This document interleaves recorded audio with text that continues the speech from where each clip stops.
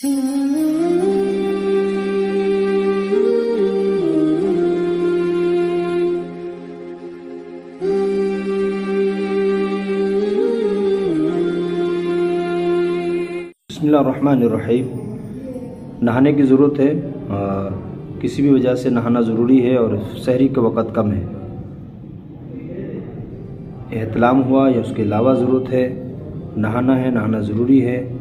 तो अगर वक़्त है तो नहा के पाक हालत में रोज़ा रखें, सहरी खाएं। लेकिन अगर वक़्त थोड़ा है, मजबूरी है या कोई भी ऐसा उज़र है और बिला उज़र भी गुंजाइश है कि वो कुली करें, मुंह धोएं, वज़ू करें और इस्तिंजा करें, उसके बाद खाना खा सकते हैं, रोज़ा रख सकते हैं। अलबत्ता रोज़ा जो है वो कहते हैं गुस्ल जो है वो रोज़े के लिए ज़रूरी नहीं है, गुस्ल नमाज वगैरह और पाक होने के लिए ज़रूरी है। तो रोज़ा रखें, उसके बाद गुस्ल करें, इसकी गुंजाइश है। इसलिए बेहतर तरीक़ा यह है कि ऐसी नापाकी का जब वक़्त हो तो पहले से ही आदमी पाक हो, फ़ौरन नहा के सोए, दोबारा घर वालों से मिले या एहतलाम हुआ, नहाने की ज़रूरत हुई तो हर सूरत में वो क्या करें, पहले नहा लें। नहा के सोना चाहिए, नापाकी की हालत में सोना नहीं चाहिए।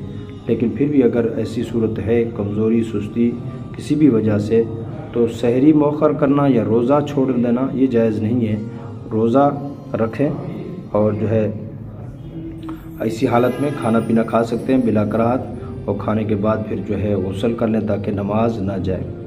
इसलिए एहतियात हो। बेहतरीन तरीक़ा यह है कि आदमी पाकी की हालत में रोज़ा रखे और जो है गुस्ल की ज़रूरत ना हो ऐसी सूरत में रखे। अल्लाह ताला हम सबको अमल करने की तौफ़ीक़ अता फ़रमाए।